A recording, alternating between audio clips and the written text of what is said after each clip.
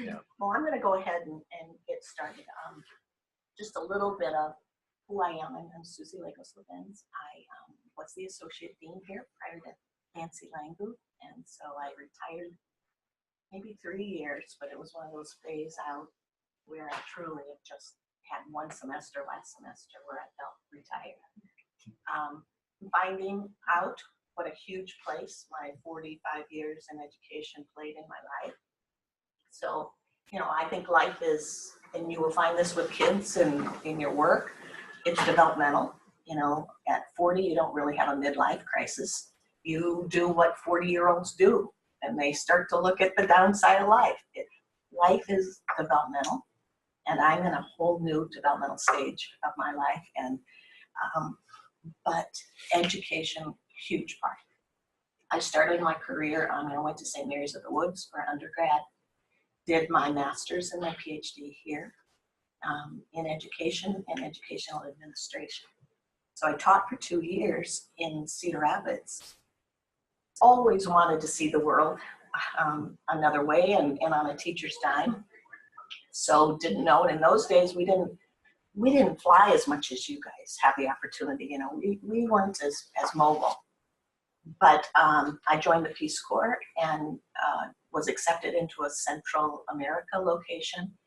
And my father was extremely protective and said, "You can't do it. You can't do it. I'll die." Brought the priest over to the house to talk me out of it. Typical. And so I said, okay, but here's the compromise. I'm going to apply to the Department of Defense Overseas Schools because I have a need. I feel something's pushing in me. So I applied, was accepted into Germany, was my location. And then you'll probably hear a little from my students that we're going to bring in. I had a bad car accident the last day of school when I got the job and spent the summer in the hospital. So my father said, "You're not supposed to be going." And I said, "Well, over my dead body, I'm headed out." So I ended up going to Germany in a wheelchair, scared to death, but I was determined. So I ended up, it was only going to be for a year. I so loved it that I ended up spending 3 years and was married there, and then came back and taught for 2 years in Cedar Rapids again. When I came back, they put me into special education, which was my field, and I worked for 15 years with students with profound disabilities, medically fragile.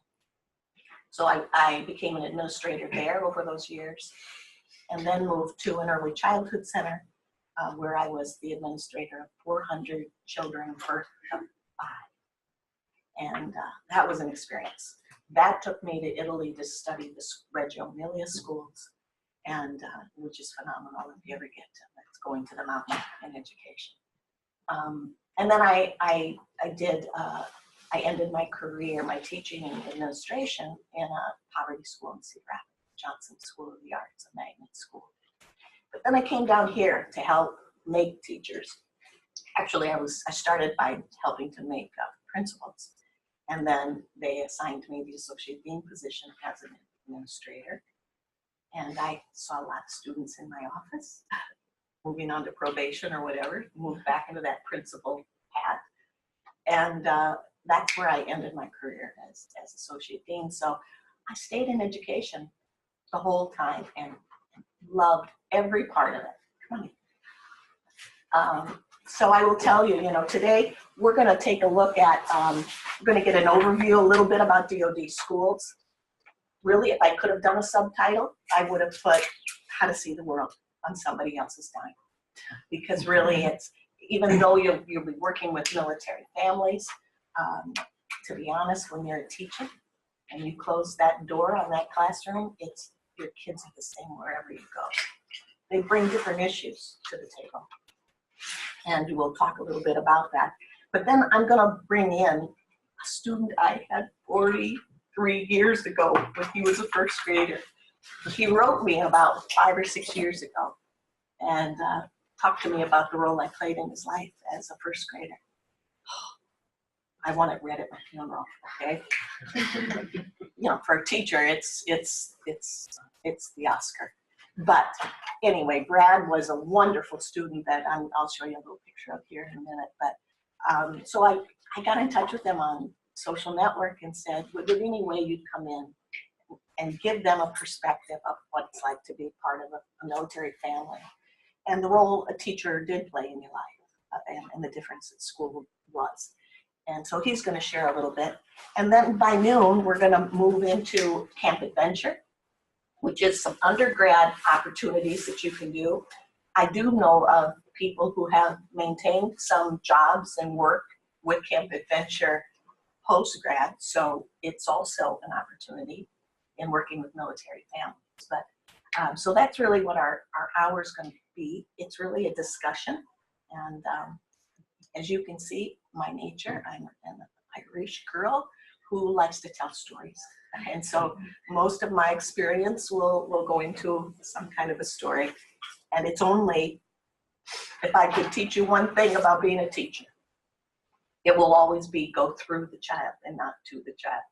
So I'm trying to model to you good teaching by going through real people who are having this experience. And to be honest, I also want to make certain I'm not so darn old that I don't have anything to say to you anymore. You know, so a little bit about Department of Defense schools. 166 schools in 8 districts are located in 11 foreign countries, 7 states, Guam, and Puerto Rico. They're fully accredited by accreditation agencies. 8,700 educators serve more than 72,000 students. So it's a big system. It's one of 2 federally operated school systems. I was trying to think about that, and I believe the other would be the ambassador schools, perhaps. They're not included in this. And they coordinate kindergarten through 12th grade. And then a little bit about their mission, you know, committed to the children of military families. They provide world-class education. I can tell you when I applied, one of the things they said to me was they really look for Midwestern teachers in those days. And I think it's because we tend to be a blend of, and I'm not certain, they thought they at that time said, and I believe it to be still true, you're well trained in your fields. We're coming from highly accredited schools here. And I think that there's a mindset to both coasts of being open-minded. And so, I don't know, it worked to my advantage when I applied. I was located in Germany. I was serving at the Big Red 1, which was a post in Göppingen, which is outside of Stuttgart. I then moved the second year, where I had Brad, to Karlsruhe, which is a larger city. Karlsruhe housed, it was the Educational Service Center for Europe. So 50% of our kids and our families were GS, were non-military. I was a GS 11 as a teacher, which is equivalent to a colonel. Paid better than I was paid in Iowa on a teacher's salary. And not only with that, I had housing. I had transportation back and forth to the States every other summer. And then the other thing that they did for you was the last day of school in May, they gave you a slip of paper that said, go to your employment office, I believe, and you're going to file for unemployment for the next 3 months. And you'll be eligible. Then come back here in August and be back at it. So, you know, so you were paid year round, you made a little bit. It was better pay than I had experienced. But of course, you use all that money to go see Paris or on the weekend or go see, you know, to travel, all of that. But so you can see that it's in quite a few places, Italy, Spain, Turkey also. Then the other locations, Pacific, heavy amount in Japan. If you want to go to the website, you can see that. There are now, they call them non-DOD school locations. Brad's going to talk a little bit about his experience at attending schools in California that were on the post, but were not considered military schools. So, and then of course, new to me and new to everyone else, you can attend virtual school when you're in these, obviously they teachers don't have to be in those locations. If you're interested in this, I am gonna recommend you go to this website. And where am I? Where's my mouse, boys and girls? Anybody? It's right there. There you go. Okay. It was there and I clicked on it just to get, okay, this is gonna be an interactive website. But if you go up to about, oh no, quick links. Darn, I can't Quick read. link right there. I can't read very well here. Do you see, so you wanna be a teacher or no?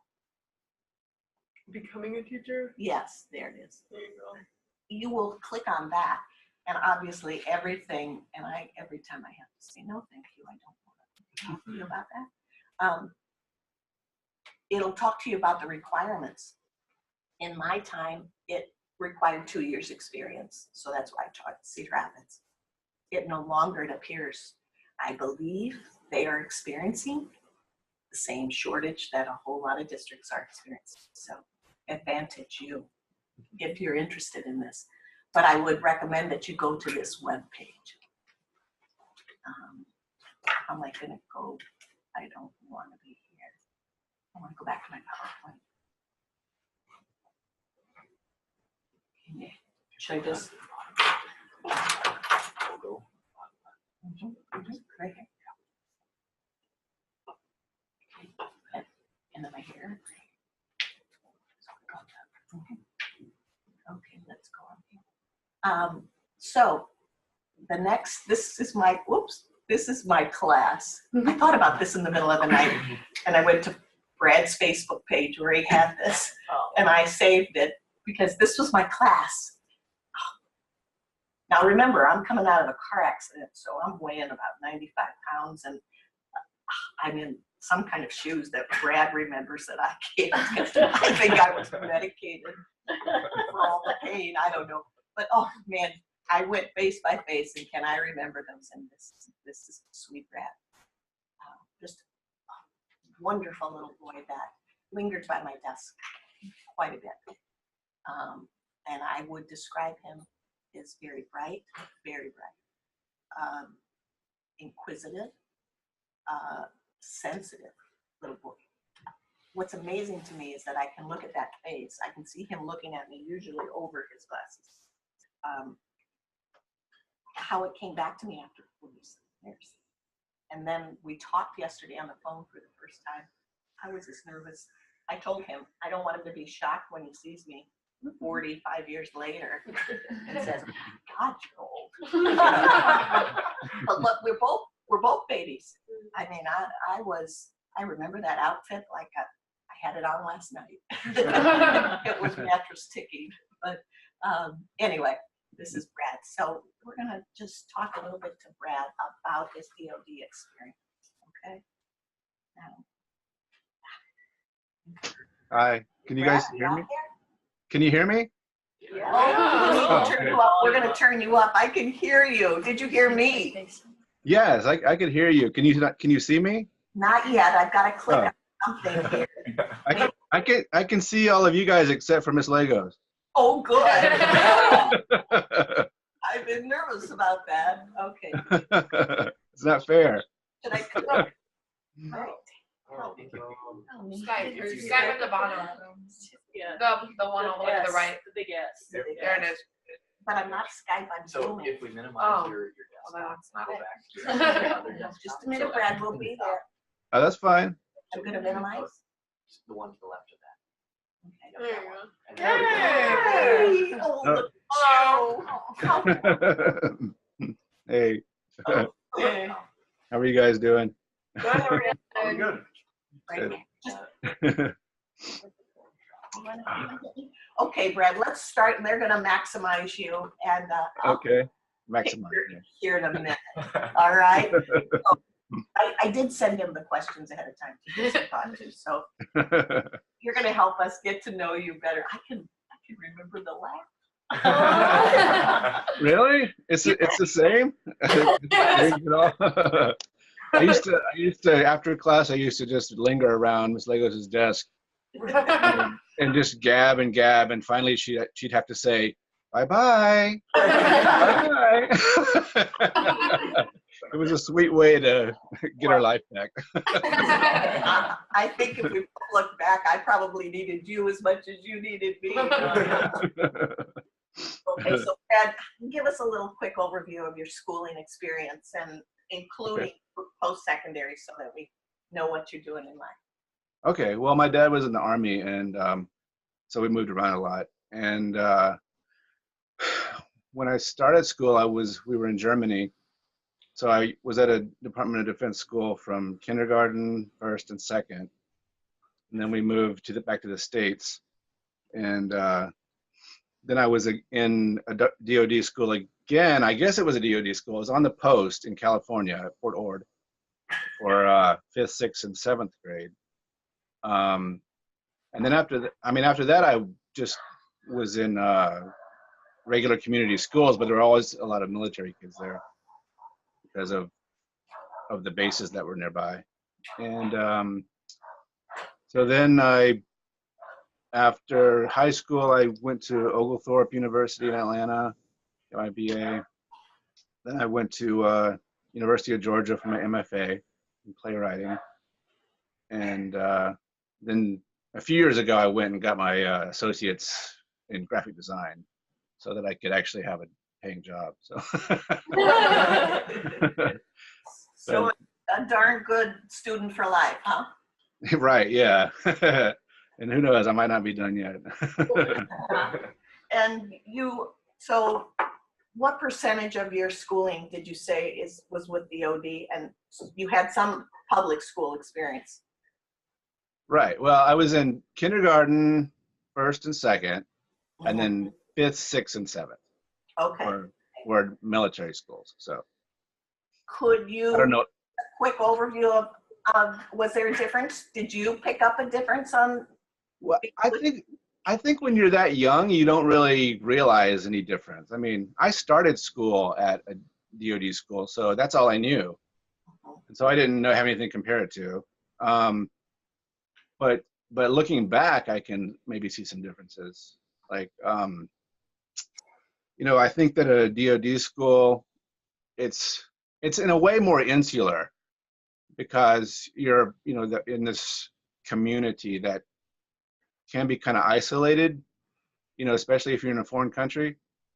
And so I think it's important that way, in that that the people that work at the school kind of make you feel more welcome because you've left, your family, your extended family, and any friends you had at another school, and you're moving to this new place, and many times in a new culture.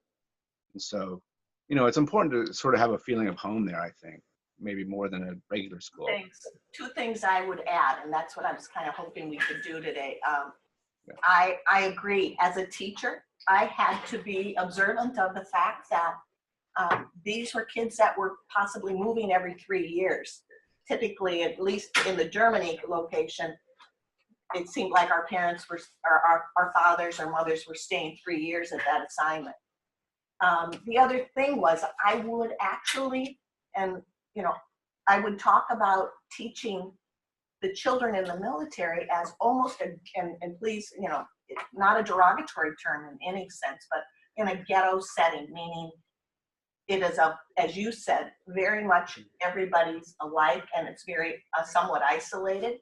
I can remember the example of bringing up, we were doing some reading, and there was a picture of a pharmacy. And one of my children said, "What is a pharmacy?" And I said, "Well, it's a place you go to get your medication." And they said, "Oh no, that's called a dispensary." And the language was actually different, from there. They were living on post. A lot of our children didn't even leave post to go into the economy of the country, depending on what the needs were of their family. But I totally agree with you. And as a teacher, it's important knowledge to have. Right. Like another thing along those lines is I didn't know what a grocery store was until I was older. We just always called it the commissary. Right. That's where you went to buy food, was the commissary. Mm-hmm. Yeah. Okay. So I think that's an interesting perspective as a teacher. All right, so let's go to that. Let's talk a little bit about the role of the teacher, and you've addressed it somewhat, but what role did a teacher play in your life? Well, I feel like at least in my experience is that it was maybe one of the things I remember more about my teachers back then, and especially you, Miss Lagos, was that you're more of sort of a moral guide to me in a way, and more of a touchstone for things than a regular,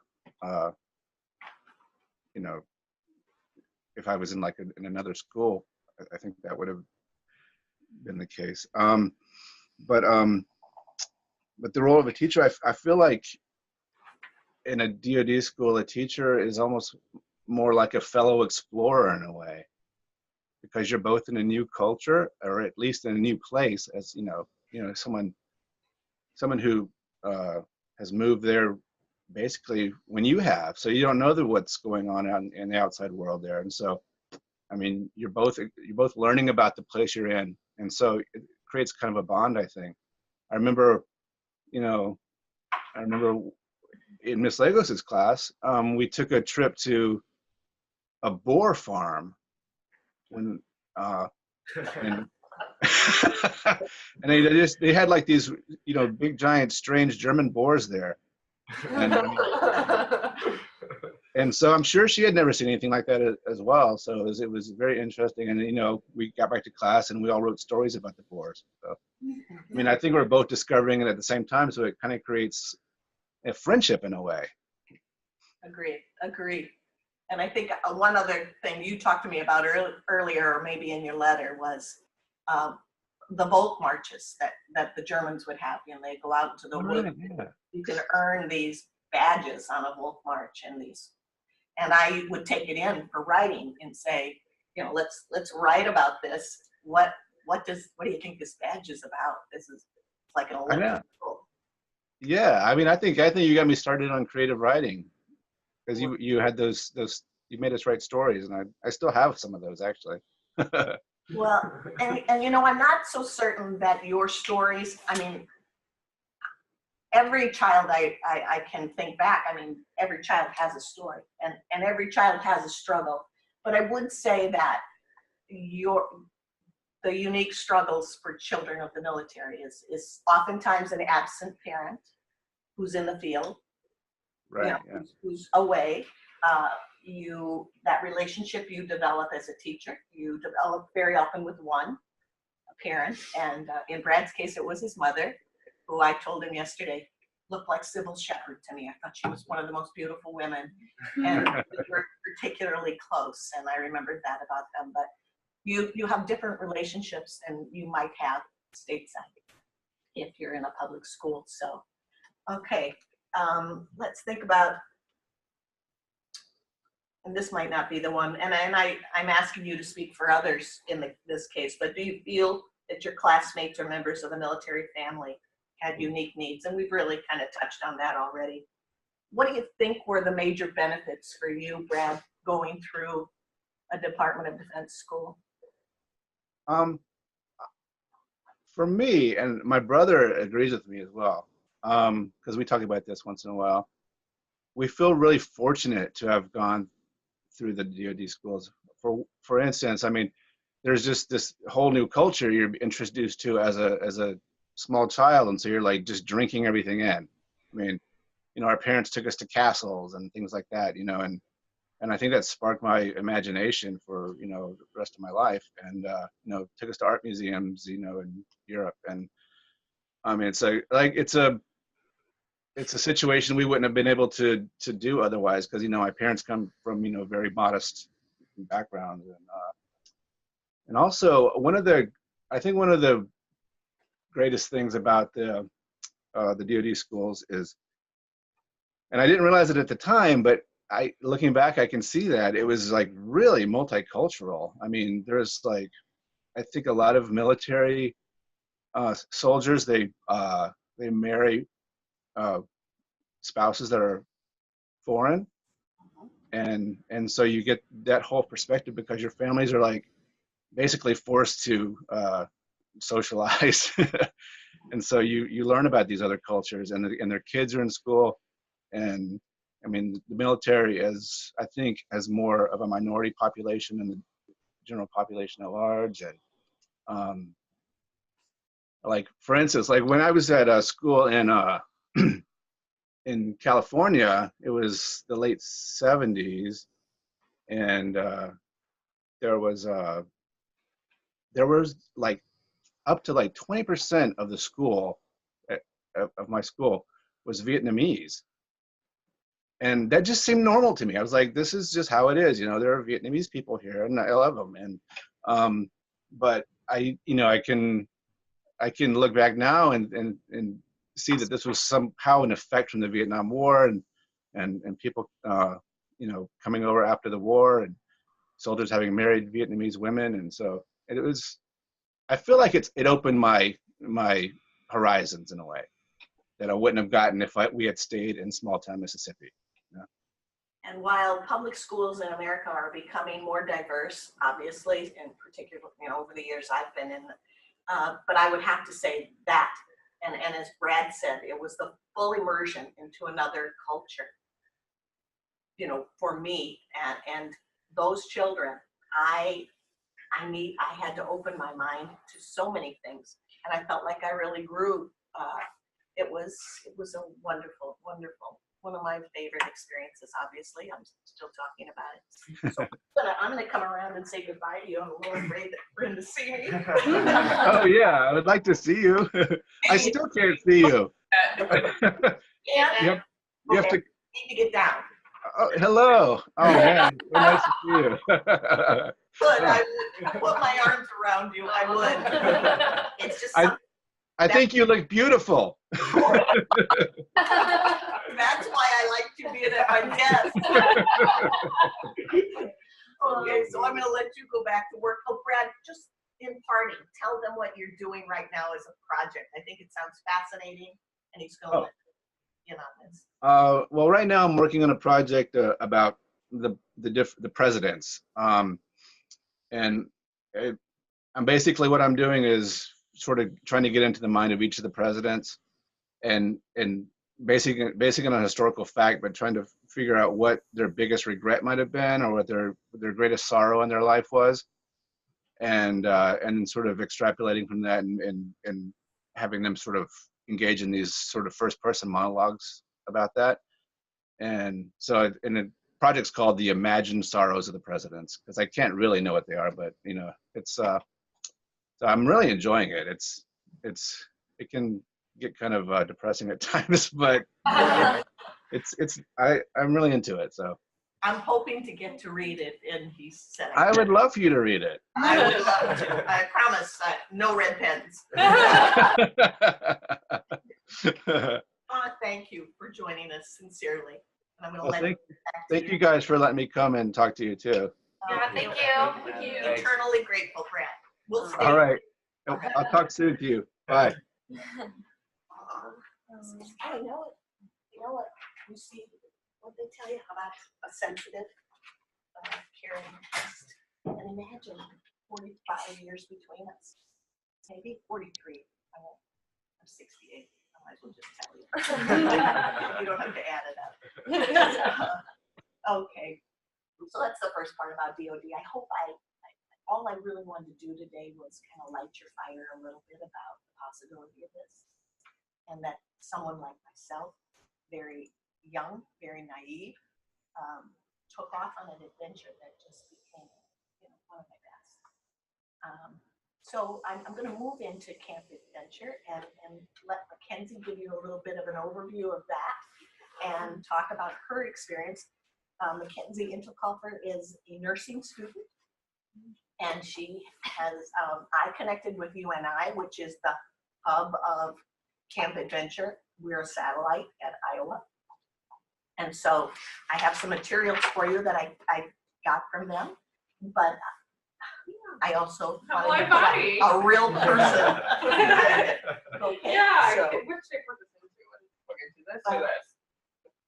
Jeremy, I'll bet it's over there. Yeah, I think it's, Mhm. yeah, right Yay, I'll that's let the you noise take I it. wanted. It's okay, I felt the back of your head.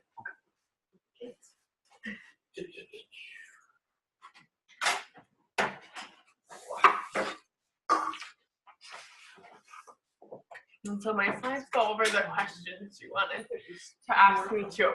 So this is about my experience, but I'll also try and go on and talk about the things that are most relevant, because a lot of our program are people that are elementary and post-secondary education. I'm a unique one. We actually have 3 in our group of University of Iowa students. Right now we have 3 nursing students, so there's a lot of us, but our program is open to all majors.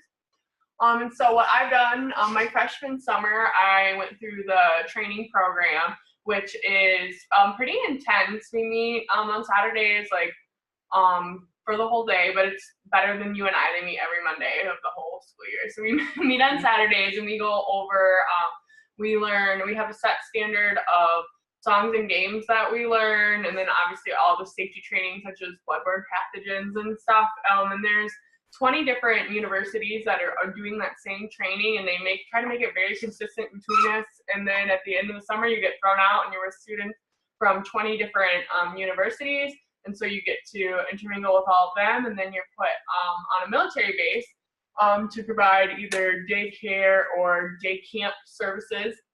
And actually looking at the locations that she showed, there was an overlap of about 60 or 70%. A lot of our places go to Germany, Japan, Spain, Singapore, Bahrain, Italy, and then stateside. So I've actually been stateside both times. So I was in Hawaii, and I even experienced some different cultural differences there. And then this upcoming summer, I'm going to Georgia to spearhead a new Camp Adventure site at Moody Air Force Base. So I'm in charge, and I'm afraid. This was just some of the fun stuff that I did in Hawaii that I just thought I would show you to just kind of get you excited. And something that she was mentioning that was great about an opportunity to travel on someone else's dime, that is definitely what this is as well. So, your responsibility is to do that training and to do either your day camp or daycare work for 40 hours a week, but then your nights and weekends are free to travel. And you get housing provided, you have round trip transportation provided, transportation to work is provided, and then you get a daily living stipend of $25 per day, which is like just for food, but at most centers you get to eat with the kids, and so then you just have $25 for supper, so you can stash that and spend it on the weekend. So definitely a good way to travel on someone else's dime. I don't think I spent any extra money in Hawaii because we spent so much time hiking and beaching. So that was nice. This is the girls that I worked with at my center, and when we left, we were given many, many lays. They were very sorry to see us go. And something about Camp Adventure is they have a really strong organizational culture, and they really want, between our 20 universities to be very consistent and what we're wearing there. The shirt is due to our clearance. But otherwise we wear this shirt and those shorts, a brown belt, tall socks, and white shoes. That was the uniform that was established in 1980, and it has not been revised ever since. And they don't want to because they're trying to have a consistent product so that when you hire for Camp Adventure, you know what you're getting. So the woman who hired me and my team for Georgia has received our services in Japan and has these expectations that now I'm going to have to meet. But I feel pretty prepared because we have a really strong training because of the founder of Camp Adventure, who's actually he was from University of Oregon, but then he took over the college at University of Northern Iowa that covers a lot of stuff.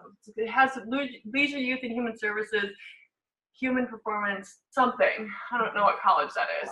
Big college that encompasses leisure, youth, and human services. You do receive 12 credits in academic credit for leisure, youth, and human services, which you can't use for anything, but it lets you register earlier, you're a semester ahead of all your peers and numbers of credit hours, which is part of what formulates when you register. So I've appreciated that. I registered Monday at 10 a.m. for classes. So some of my greatest accomplishments was just you get to develop, they have a strong emphasis on us developing the programming that we're using. So I was with babies, so this was all I had to put is AM and PM. But what I'll be doing this summer is super intense. So we'll program like every minute of the day down to transitions, like how you're going to transition from one activity to the next, like using either a game and activity, warnings, like, okay, it's going to be 5 minutes before we go on to the next activity. And then when we do that, we're going to do that this way. So we'll get down to the letter. So I can imagine that that would be good planning for lesson planning. And then we had to follow and help our places follow accreditation standards. So one of those things is having artwork displayed at eye level. So I'll show you what I created with my babies in the next couple slides. And then with my kids were babies. So I'm looking forward to working with the school age kids this summer and getting to work with like all the things like, oh, there's also the grocery store instead of the commissary and all those kinds of things. I'm really excited to help to tell them more. And part of our training on how to work with kids is that I really appreciated that we had like a 10-hour training the other Saturday for forever. But the most valuable thing I thought I got was one of the professors there said that the most like useful phrase you can use for children is tell me more about that, and then you'll be able to figure out like what they mean. But then my greatest accomplishment, I'd say, I also work as a CNA at a nursing home with the elderly that have Alzheimer's, and so working with them to eat is a struggle. But so I kind of found something similar struggle. We had a child who was older who had cerebral palsy who had a hard time taking a bottle. And it was also just really difficult because he had a really big head and no muscle control. So it took me a long time, but I finally figured out how to prep my leg like this, put his head right here, have him at a good angle for swallowing, and get him to take about 3/4 of a bottle instead of like a quarter. So that was probably my greatest accomplishment, is getting to work with him and get him to eat. So this is one of my favorite projects. I made 2 of these because one always has to be displayed. I made a second one so I could take it home. But these are all my baby's little feet. And when I first did this, they used to cry and cry and cry because it was like wet and weird to have to hold them a weird way. By the end of the summer, they stopped crying because I did these projects so often. So this was another one of our little gardens. I don't know, I didn't give you my third one, but then I'd also make like some replicates of this and give them to the parents because they like to have it. My greatest challenges, my first year kind of a joke, but in Hawaii, the produce at Target, we didn't have commissary privileges since Target was so close. The fruit would be moldy because it would go from like Chile to California and it would get on a boat and come to Hawaii, and then you could buy it and then it would be moldy like the next day. So I was like, are you kidding me? And then my second struggle, I'll get serious here. There was no Amazon Prime.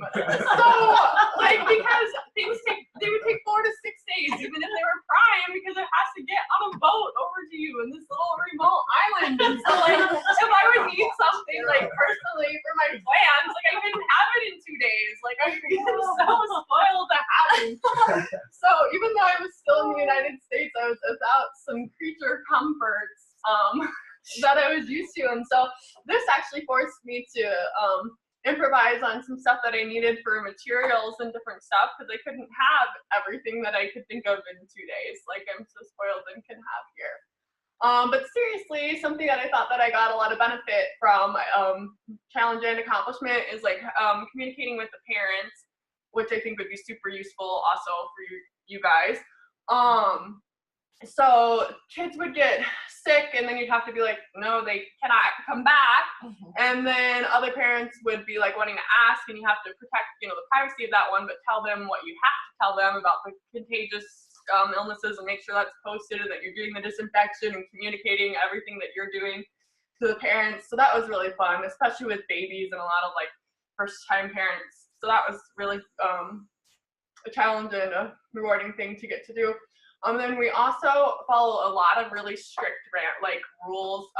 Well, they're all rooted, I was going to say random, but they're all rooted in some facts of some kind. But For the Navy, they require a diaper change every hour, which some parents are like, I don't want you to keep using this many diapers because I have to provide this many diapers. So I'd have to explain, this is Navy policy and, we're required to follow it with this thing. So just explaining and being cognizant of all the policies. And then, we had to create these projects, but all the infants all had 8 different schedules of what they want to do. They don't care about this, these babies. So working around their schedules. So some things, we are done hiring for this summer, but we always have some semester-length programs that can also be done after you graduate. And we always have summer programs, and I believe if you would go to this website and fill out this interest card, you could be put in for next summer. And then we have an interview day. We call it a learning assessment center, and you go all day, and it's like a mock day of camp, and so you come in, and then we'll sing songs at you and see if you frown or smile. And then there's a very short actual interview component, and then you present songs and games, and when we present songs and games, there's there's a formula. So first you have to tell a story about why you're doing this. So one was okay, I was exploring in Rota, Spain, and in the churches there were these beautiful stained glass windows, so that's why we're going to make stained glass windows today, and we're going to do that by using this. So introducing things with a story, and then everything has to have your risk management, because when you write out your programming, they'll always ask for the risk management. So make sure the glue is not toxic. So we ask people to demonstrate a couple of those things at this. And then the training program here is in the spring, and we operate on the Saturdays. It's not every Saturday, but it's a good portion of them just in the spring semester. And then you go out in the summer for 10 weeks, and then you work 40 hours a week, so that would be 400 hours working directly with children, so that's awesome. And that's what I got right now. Did I raise any questions? Well, one thing for me, just logistically, was Alyssa wrote to you when she put out the all call to students if they were interested, that you could get credit today toward in doing your presentation. I mean, they seem to be very, very flexible and advantageous for you, even while you're in the semester. Yes, they really work with you. Something that's required is that you get recruitment points during the fall semester if you're a returner to the program. So that's what I'm getting for this, and they literally let you do whatever. I definitely spent an afternoon knocking on the doors of Mayflower trying to explain this in 30 seconds, long enough for someone to be interested and take a card, and got points for doing that, because the best way they found when they survey how did you hear about our program is word of mouth. So they send us out as their little foot soldiers. And did I miss it, Mackenzie? Did you say they pay for your flight to Hawaii? Yep, they pay for your flight, they pay for your housing, transportation to work, and then you get a daily living stipend of $25 a day. So I have a really good friend that has done this for the last 3 summers. Yeah. And I What's can't her name? remember. Maddie Egley. She goes to Iowa State. Okay. But I don't know if I'm remembering this correctly or not, but I know that she went somewhere during winter break too. Is that Yes, so there's also winter break, and to do our winter break program, you need to complete a summer before that. So if you're interested in going out for winter break, you would fill out this card and then go through this spring process, go out over the summer, and then actually during the summers, and they'd ask if you wanted to do a winter position as well. Yeah, I also know someone doing a semester length program, I believe. So when do you apply for the semester length ones? Those are, I think you can always ask. She's doing it now, so I just don't know. Yeah, because they have fall and spring, and then there's also A and B terms in those. There's some placements that are for the whole 18 weeks, and then some are 9. So you can almost always ask about those. And I would just go to their website. All you have to do is type in Camp Adventure. It's the first thing that comes up, and it's this, which also hasn't been updated since the 1980s. But on it has the contact information, and there's emails at the top and the bottom of it that will get you hooked up with the right people. But there's really good locations for those, and but those are usually children 0 to 5 years old, actually. during the semester because the summer is the kids that are out of school, bridging that gap. So I know this is like an undergrad thing, Mhm. but what so like you can do it the summer after you graduate, but is that the last like time you can do it? So they have a whole like hierarchy. So the first time that you do it, you're an intern in either day camp or CDC. Then the next thing you can move to is director, and you can still do that as an undergraduate. So that's what I'll be now. So I oversee these people that are putting it on. Then there's further things for people to be a PC, I believe, which is a project coordinator. They require a bachelor's degree, and So you they can- would supervise. Yes, so Okay. we keep going, but I think they prefer people to have done one summer as an undergraduate. But yeah, so after you've graduated, you can become a PC, and they supervise all the directors for a region. So like, there's like one for all of like Hawaii, which is nice. We're all contained in a 2-hour radius. There's also like one for Europe, and they're in charge of all of those But sites. so there's not like a ton of opportunity for someone who's already graduated that's never been in the program before. I would say to still inquire and maybe consider like a semester length and then go on from there. And then there's project directors and that, and then they'll supervise the entire like regions of like Europe and Japan, and then there's further administrative positions as well. There's a lot to do. Any other questions regarding Good question. anything today that we could help you with, or really just trying to get you to think about some opportunities for you? Maybe spread the word. I'm going to, let's see, we're at 12:20. I'm going to leave this extra material in the TLC, or I'll leave it with Will and Carrie, and so you can have access, or Jeremy. But let me know. I don't have a card to give you anymore, but if you have any questions, you're more than welcome to contact me. I'm just curious about you guys. Or did you hear anything that kind of piqued your interest today? 'Cause I see a lot on your faces, and I'm just curious about what thoughts are coming up. It's something I thought about. I didn't know this was kind of an opportunity. I thought about maybe, Peace Corps and stuff like that. Just because, it's a nice dive into, other cultures and, getting, like you said, travel on someone else's dime and stuff like that. So I definitely thought about it, and this is just opening a whole new avenue for something like that, especially to incorporate like teaching and everything into it too. So, oh yeah, it's definitely, it's jogging, It's jogging nice. some. It's a lot shorter term, like 10 weeks for summer, or like 8 Yeah. and like 8 or because you guys just graduate in December. Do a I lot of you graduate in December? I'm gonna do my student teaching in the fall. Yeah, and So, then graduate in yeah. December. Yep. So I graduate from the nursing program. We're like disjointed like that too. That we get done in December, and I'm totally gonna go to Venice for 8 weeks with this program. Like, Venice is one of the AB programs, Yeah. and you can just go for 8 weeks. It's like, oh, when I apply for jobs, my start date's gonna be 10 plus weeks after graduation. And you will have a lot more opportunities than some of us may have had. Yeah. There's just so much. The world's opened up so much for you to be about. But I don't know, for me, it was also, it's kind of nice to have some system around you, a little bit of support and security when you head out into that.